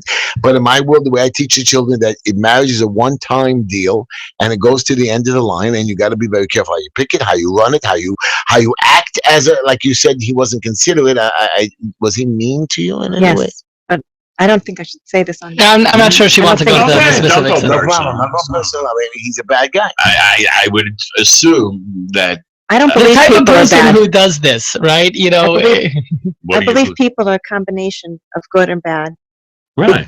Ever since Adam ate from the tree of knowledge, the Eitz Hadas, I believe that people have to choose in this world. So he has what we call an evil inclination. He has choice, bechira. He has an evil inclination. He's following that. It doesn't mean a person's bad. He's following that, and we have to sway that. We have to turn that around. How long did you know? For some reason, his brain is not thinking properly. A minute, Neil. That's the bottom line. But Neil, he has issues. Neil, he was married once before, and he has personality issues. How long did you go out with him before? How long did you know before? We don't want to make this personal. I'm not making it personal, but after 3 years, the guy he did give the first lady a divorce, right? Right. And that's actually an important point, which is that now we talked about before, there's this only one rabbi in the whole world he's willing to go to, this Svido of Abraham in Muncie, who is notorious for assisting men and extorting money from the first time. No, so that's exactly the point. If he so wants to give her a get, why doesn't he go to Rabbi Landesman, a very well-respected Rav and Dayan in Muncie, who does Gittin, right, who does Jewish divorce? And just like he went to Rabbi Landesman for his first get from his first wife, why doesn't he go to Rabbi Landesman to give a get to Lana? Did you go to Rabbi Landesman? And I've spoken to Rabbi Landesman. Rabbi Landesman has tried to convince him, right? That's the proof in the pudding, is the fact that he refuses to go to Rabbi Landesman or anyone except for this one corrupt individual. Landesman come out against him? Again, he has come out against him. I've spoken with Rabbi Landesman about the case. He hasn't signed a public, statement, but if you'd ask him, he'd say absolutely he has to give a get. There's no question about this. And Rabbi Landesman also says that Rabbi Abraham is also like a kangaroo court. Yeah, it's a joke. Yeah. Well, I personally think most of the Bezdins are jokes. Right. Yeah, I wouldn't go to Bezdin. Right. You send me a note from a Bezdin, I wouldn't show up. Right. We know we believe is they're corrupt from day one. Right. We've gone to so many of them that we've been conned all the time. But I mean, I guess in this case there is no choice, right? You must go to a Bezdin. But there are better Batei Dinim and good Batei Dinim and worse Batei Dinim. We're trying to tell you we haven't found one. Yeah. So not one. I disagree. There are Batei Dinim that we work with that are well regarded and well respected. And your point of view for what you want done, and what we want done, maybe not. Okay, that's your perspective. Right. You're asking so this my guy, Mr. Mayor, feels that your point is against him, and he doesn't want to. No, right. So Lana even signed the letter. Right. Lana even signed the letter. According to Jewish law, I can pick any one that I want counteracting. So wait, can he choose Mickey Mouse? He can't. Why not? You're making fun of him. No, but that's exactly the point. What if Mickey Mouse is Jewish, right? Can you choose Mickey Mouse? The answer is no. You need to go to someone who has some, gravitas, someone who's respected, someone whose opinion actually makes a difference. I signed a letter that I'll go to any. Yeah, she listed 10 different well-regarded bodies. So why don't you go to this rabbi and ask him for your get? And so that's what they did, and the rabbis were able to issue what's called a seruv, an order of contempt against Meir for violating Jewish law and refusing to give a get. There are 3 seruvim against Meir Kim that have been issued. Right? Nothing happened. And one of them was across the country, which is very unusual. Right, but nevertheless, this is the crux of the issue: is that we have no way to enforce our law. This is critical. Meir Kin is breaking the law. He's breaking Jewish law. Jewish law does not countenance this. How is this now? This is a violation of Jewish law. We have no way to enforce our law. I want to ask you a tough question. This is for both of you. Well, that's why we're in College, and now I understand the man is a bad man. He doesn't want to give it a piece of paper. Big deal. So what? I don't care. What do you mean? How is this? How is this so bad? She's stuck. Well, I mean, stuck what? Because I believe in Torah, so I don't date. I would never do anything. That okay, I think what you're asking punished is you can never remarry. Big deal. That's your point. I can't date either. If she was dating a guy like you, maybe no big deal. But if she's going for quality people, it is a big deal, no? Okay, I'm saying she's being punished. She did something in a Why do you say that? I'm saying first you tell me God. I know that. Seems like everybody else does. Right. When they go to the mikveh, they all talk like they know God personally and they know why he does what and everything. Hurricanes happen because of this. And tornadoes people get cancer every minute if you go to a mixed wedding. Right. We've heard a lot of rabbis talk like this, and it's all a bunch of hooey and finished. Nobody knows, and nobody will ever know.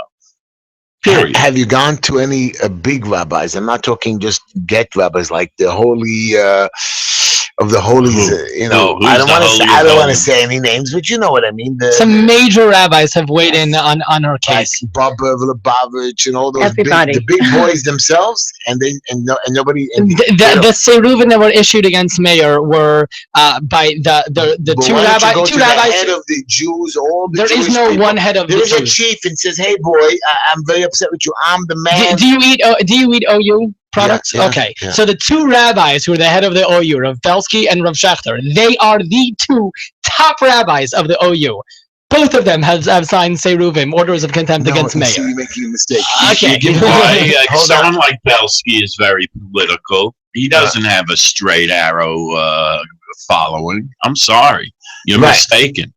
Right. You're mistaken. So you're picking me a rabbi. There are a lot of people who won't stand up. Okay, so Rav Schechter, you don't I don't know. It's not me. What I'm saying is that it's in a broad you're going to people who are money operating. I mean, even though they all are. Right.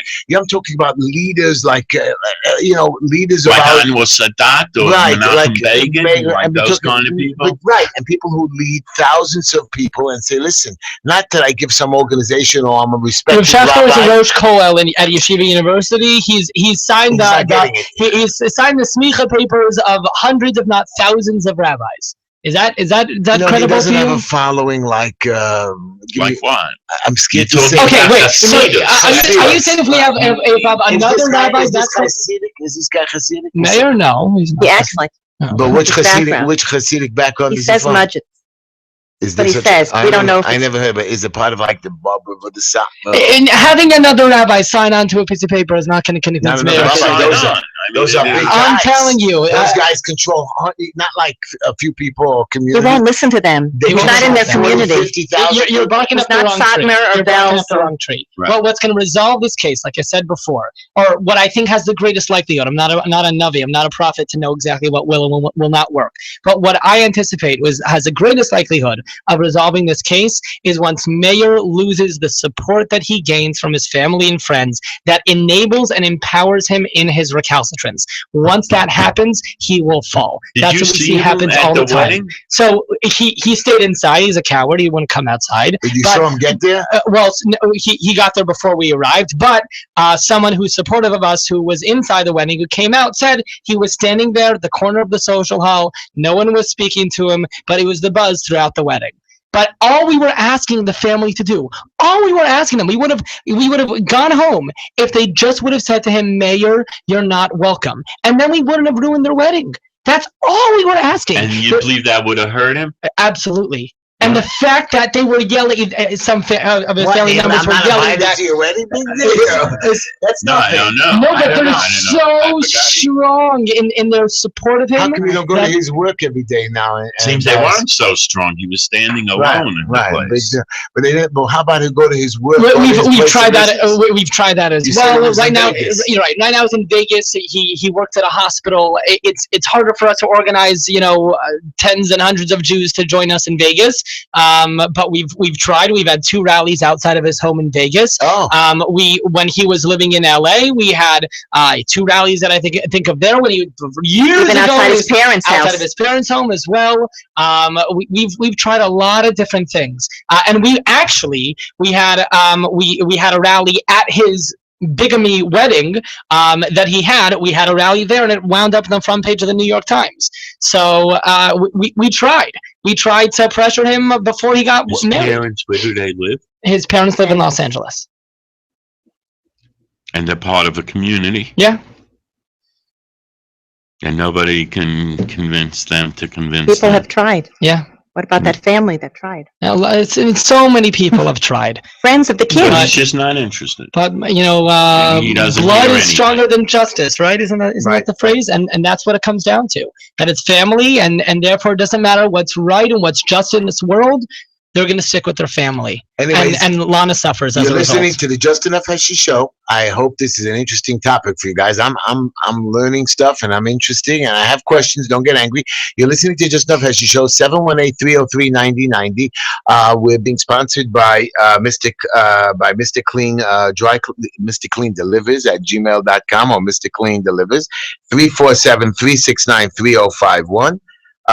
From Black Label Electric Cigarette, you call Mikey, or you email him at blpremiumecig.com, and you can buy for $1. I know it's a long. Does he have a phone number? BLP, yes, he does have a phone number, but I can't see it. Okay.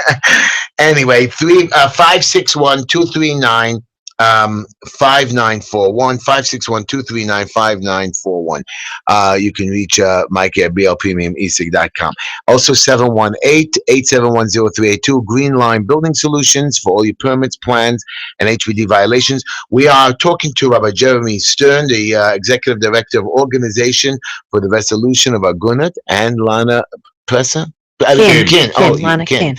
So you're still using your married name. I am, because of our son. And she's an Agunot that has 11 years been in pressure.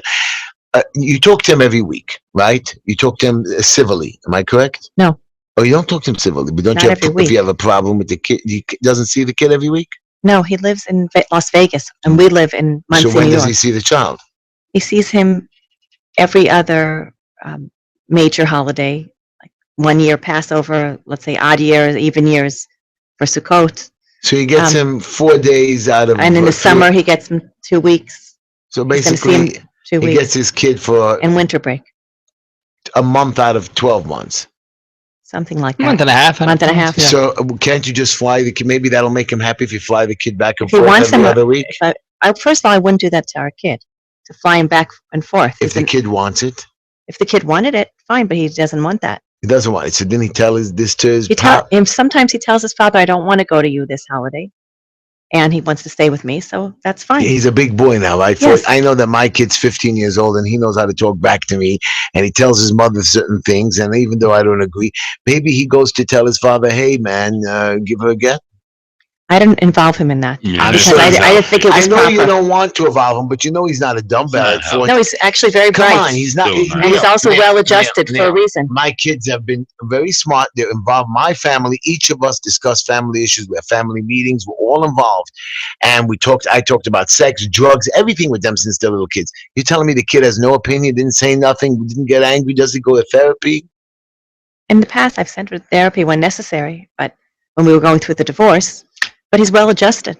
And don't get so personal. I'm not getting it's personal. I don't like it. I don't like it. I'm just trying to get this to a resolution. I mean, we're trying to use every tactic possible. So I have two resolutions, right? Number one is this guy's the professional. Okay, but I don't see a solution. 10 years, Rabbi. So number one is your attitude, which needs to change, right? For you and for the Kin family and anyone else who will defend their child at any cost. I'm not defending the Kin family. Clear that up now. No, absolutely. But what I'm saying, that attitude that people have, that I will defend my child no matter the cost. And this whole family has rallied against Meir, supported him, strengthened him, defended him, advocated for him, assisted him, let them save their homes, come to their weddings, etc. Right? And that needs to change. That's number one. Number two is, as I mentioned in the beginning of the show, and mentioned again now, we have a prospective solution that's worked 100% of the time, the halachic prenuptial agreement. It's an agreement that's just like the ketubah, just like the Jewish premarital document. Yeah, we sign it we have a ketubah at every single Jewish wedding, and the halachic prenup is similar to the ketubah. But the ketubah, you take a ketubah to a civil court judge. The judge will say, "I can't enforce this. This is written in Aramaic. I don't know what it means. How much it deserves." Right? If you translate it, transcribe it. There's a whole history of case law on this. It's practically speaking, it's not enforceable. However, the halachic prenup takes many of the concepts of the ketubah, specifically the obligation of the husband to support his wife over the duration of the marriage, and it uses that to ensure that as long as they are halachically married, he will support his wife, and if he doesn't support his wife, he will be induced to give the get through that financial obligation. Essentially creates a financial disincentive to ward off get refusal. For every year that he refuses to give a get, he has to pay at least $50,000 a year. That's the basic idea of the prenup, and we've seen it work 100% of the time. And I declare bankruptcy, big deal. So there are many elements to it. This is like a very, very broad and this is only for New York State. No. This is across the country. Oh, this is across the country? Yeah. Yeah. If a guy is totally broke and he doesn't care about anything, it's possible the prenup will work. And you know what? We might have to have one case of an aguna where we'll have to rally and have social pressure and things like that. But what we've seen it work 100% of the time. And so in the long term, I could see it working in 99% of cases, 98% of cases. And so we can effectively eradicate this problem from the Jewish community if we standardize the use of the halachic prenup. And you say the problem is somewhere like 200 that you know about this year? 175 this year. 175 cases of contested divorces that called our office this year. We're working on about 50 active Agunot cases like Lana's at any given time. She's one of 50 that we're working on, primarily from North America. We have a case that's been going on for 18 years, a case that's been going on for over 3 decades. We've some many cases that are 5 years, 3 years, 8 years, right? Many of these cases go on for a very long time. I want to take another caller. Yeah. Hello, you're on the air with Uncle Heshy, Justin of Heshy Show. How are you? I'm fine. I just wanted to add, by the way, what's the name of the rabbi that's talking now? Rabbi Jeremy Stern. Oh, okay. I just want to know the way that I was going to add also about that the halachic prenup in the way, especially from the RCA, the Legal Council of America. Yeah. It's a very, very strong prenup. Why not? I don't know. Yeah, he was saying it is or is not. It is. I think we lost him. But yes, the point being is that we have seen in the past, since we were founded in 2002, we've seen upwards of 700 divorce cases, Jewish divorce cases. The 175 calls that we got this year, last year was 160. Before that it was 150. It used to be about 100 callers. Before that, 50. So as more people hear about us, more people call us. So but this guy, Ben is back on the phone. Ben? Yeah, I'm back. Yeah, I was cut off. I wanted to mention, by the way, to Rabbi Stern, also, I'm sure that he realizes. I've been involved in a couple of cases where the halachic prenup has been very upheld. And the RCA, by the way, is very strong about that. They have told me that not one case has gone through where the prenup has not been upheld in court. And therefore, then, is that it is important, by the way. And I want you to know that I had 4 children got married. Each one had a prenup. Any wedding that I've been involved in, I want you to know that I always insist upon a prenup. Otherwise, that they shouldn't get married. And I know that where there's a problem regarding somebody I know who would not have given his wife a get, that he had to give the get because the court upheld the prenup. So I want to know that. So this prenup, we did this prenup. Theprenup.org, or you can contact our office. Go to getora.org, our website. So shouldn't this be forced by all the organizations? Yes. Every portion of the Jewish religion, from the Reform, Reconstructionist, Religious, Orthodox, everybody should be called up and say, hey, Rabbi, if you don't do this, you can't be a rabbi, or, we'll spend billions of dollars to get you. I mean, I don't want to go after rabbis, but yes. So why should be standardized? Look at this guy, Ben. He did it great. He's absolutely right. And I'm going to do that. Absolutely right. And so on.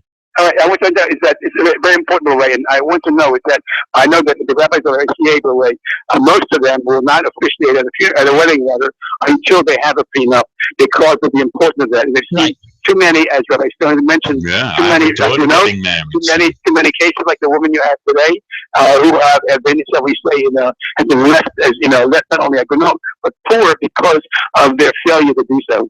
Yeah. Thank you. Great point.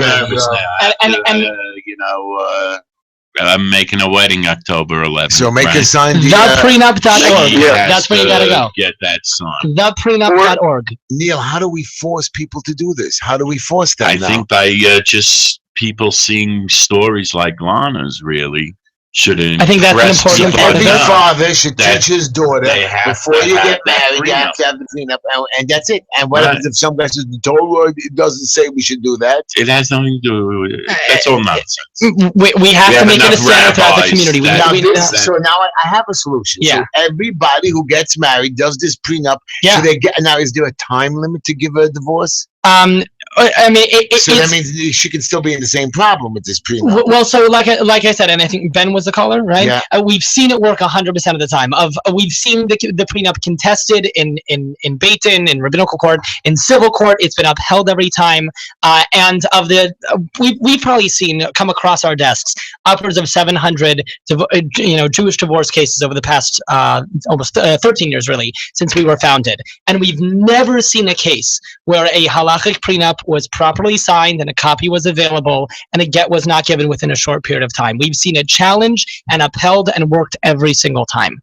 I think it's probably the most important Absolutely. issue to come along in the last century.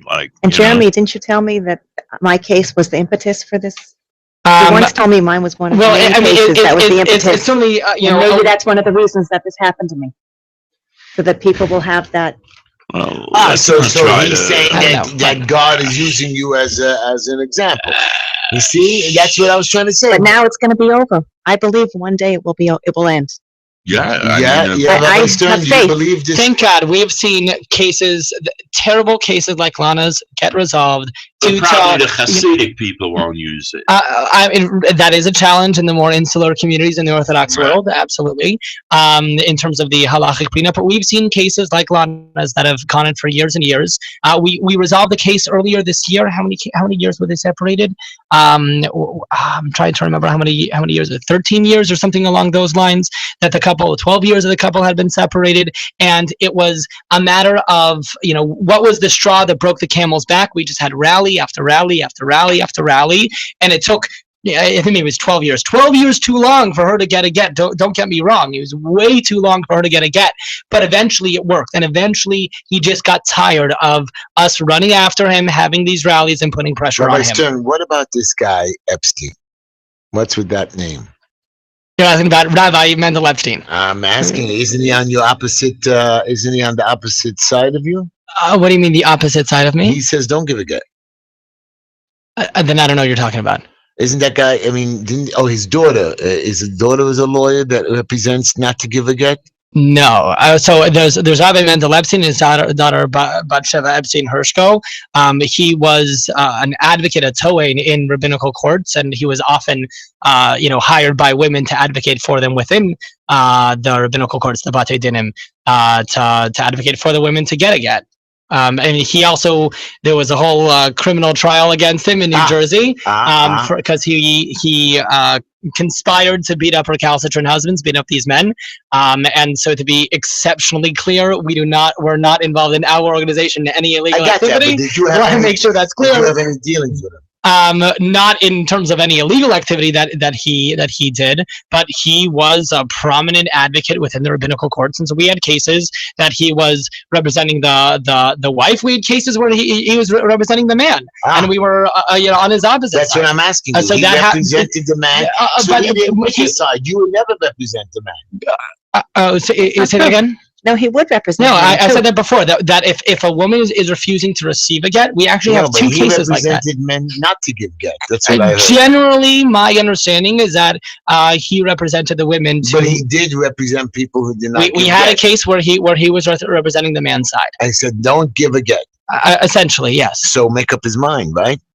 He was a gun for hire, right? What that's what an attorney is, right? He's a rabbinical court attorney, right? So attorneys are hired to represent clients. Sometimes they represent the man, sometimes they represent the woman. But he was also a judge. Sometimes he'd serve as a judge in rabbinical courts, right? A judge that was able to play both sides of the game. Like Washington. Okay, so the rabbinical court process is very much an ad hoc process outside of Israel, and so people, it's a very loose process. So you have to deal with the bad people too, then. Indeed. Even though he's wrong. We advocate for the get to be given. Whoever is representing that individual will advocate. I understood he was in it for the money. I mean, big money. He made sure that each side that he represented always got money. Isn't a get supposed to be for free? Look, you're asking me about this other man. I don't think the case is finished yet, and all that. So. I was just, in general, I'm sure when the case is done, we'll all hear about it. You can ask me what I think rather than what about someone else. What you think. What do I think about what? Making a deal. I mean, let's go out and first of all, I like the what's it called again? The prenup. I love it. And I don't know how come you are not. I've tried very hard. We actually have a whole arm in our organization to try and standardize it. I'm around a long time. I've seen a lot of people get divorced. Lots of people get divorced. Lots of people going through what Lana goes through. I feel bad. Not lots. Thank God, not too many. Yeah. But I've seen it and heard about it or read about it. Not really associated with too much, or whatever. The point is now this is for tonight is the first time I ever heard of this prenup. Mm-hmm. I've always thought about making this deal of divorce or preparing it, but this prenup, the way Ben was talking about, is 100% guaranteed almost. How come I never heard about it? How come you didn't put it in mind? You never heard of prenup. So I'll make a pitch here. The last 2 years. I'll make a pitch here. We need your support to support our educational efforts in our organization to standardize the use of the prenup. What we've been doing is now going to yeshiva high schools and on college campuses and into synagogues and at community centers and talking about the halachic prenup. We're currently not able to get into the yeshivish and Haredi community because hachadash aser min haTorah. They're opposed to new ideas and things like that. So the religious don't believe. No, not religious. Modern Orthodox is extremely supportive. The ultra Orthodox are much more reticent. And you can't we're trying. rile up some support. We're trying. So I'm pretty surprised. So the ultra Orthodox. I mean, really, I'm not surprised, but. So the ultra Orthodox don't support you and don't want to hear there what are you have some to say. ultra Orthodox that do. Some support. will. We're making headway, but there's a lot more that can be done. See, I'm from the ultra Orthodox and I never heard of it. There's a lot more that can be done. The truth is, I mean, it's all the schools, from 12th grade and up, they should be explaining this that's what we do, certainly in the modern Orthodox world. And it should become part of their system. Like it's an automatic, just like exactly. There are 24 schools that I go to every year after year after year, speaking with the seniors. Is there a problem now in the religious? There's different communities. There's the Ashkenaz community and the Sephardic community. Is this problem only in the Ashkenaz community? It's totally across the board. It's across. The Sephardic community it's Orthodox, non-Orthodox, Ashkenazi, Sephardi, wealthy, non-wealthy. It's across lines. In the same way, bringing it back to domestic abuse, right? Same way that domestic abuse doesn't discriminate whether you're wealthy or not wealthy, Ashkenazi, Sephardi, right? And we often we've been trained by society to imagine that what's a domestic abuser? A big tattooed guy wearing what we call a white beater, right? And it's the same way, just like we find domestic abuse, physical violence in households across America, across the spectrum in the Jewish community, so to get refusal. Lana, do you have any last words you'd like to tell people? We're in our last couple of minutes. I advocate for this prenuptial agreement. I've gone with Rabbi Stern to speak at Stern College and different places to advocate. Oh, Stern And College. it's been receptive, yes, it is. right? And they were very receptive. Yeah. Yeah, I think the younger generation will be very receptive to this. That's my feeling, but I seem to be wrong as far as the old-time rabbis who are running the schools, not allowing this to come in. I mean, you got to find, you have an OU, Rabbi Belsky. See, there's where I tell you, how come he's not going to bat for you and me or Taradas and all these other places? And my son goes to but my son goes to a modern school. He's 15 years old, and nobody ever came to his school to talk. Because I'm sure they would let him in. What grade is he? 10th grade. Which school? He's too young. Derech Torah or something, and they're very pro everything. Why aren't you in there? Why haven't you I've discussed it with him. Why didn't you guys go I spoke at the shul that Derech Torah is in. I was there as scholar in residence, and you're right, we should go to Derech Torah. There are other schools in Flatbush that we have gone to. Let's raise money for you guys to go door to door. I think there should be advertisements. I mean, continuously. I mean, I think Jewish press. You must not only open the Agunot page, but why aren't you going into the Jewish press? Writing articles every week about it, pushing the bottom line that we need this prenup. Yeah. I mean, I think again, I'm not doing the work, so it's easy for me to say. For free? Can I get it for free? Yeah, theprenup.org. It's totally free. Free. So I have no. And any rabbi could print it out. Doesn't print it out. Special No. No, it's not the ketuva. I got you. So it's not. It's a document in English. It's a contract. It's an agreement. Yeah, written in English. And lawyers looked it over. Absolutely. Absolutely. They actually, they even just had another team of lawyers, clean up some of the language, make it simpler, fine tune it. This is like a second or third round of fine tuning from the legal language. Yeah. Anyways, we are coming to the end of the show. We have another caller, so I'm going to take this caller one quickie. Steve? Hello? Yeah, I wanted to... You got 20 seconds, so go. There's something called a post-nup agreement. That's true. Which is also brand new, where you could actually, after divorce, after the marriage, you can also have a post-nup agreement with regard to the get. Yep. Yeah. I'm glad that Steve brought that up. There is the halachic postnup, just like the prenup. You go to theprenup.org. You can get the postnup there. Contact our office. We have someone on staff who will 212-795-0791. Again, 212-795-0791. What's the name of the organization? The ORA, the Organization for the Resolution of Agunot. GetORA.org. GETORA.org. We're happy to walk you through the prenup and the postnup. Anyways, everybody, friendship. I cannot even imagine where I would be today were it not for that handful of friends who have given me a heart full of joy. Let's face it, friends, make a lot of fun more with friends. My dear friend Moish, who's in the hospital, Mike, feel better tonight. Everybody, friendship, be kind. We'll see you again tomorrow, Rabbi Stern. I wish you a lot of luck. And I want to talk more about this under Just Heshy. Good night, everybody. See you tomorrow. Thank you so much. It's such a pleasure. Thank you. Thank you. It's great. You're still on. Right.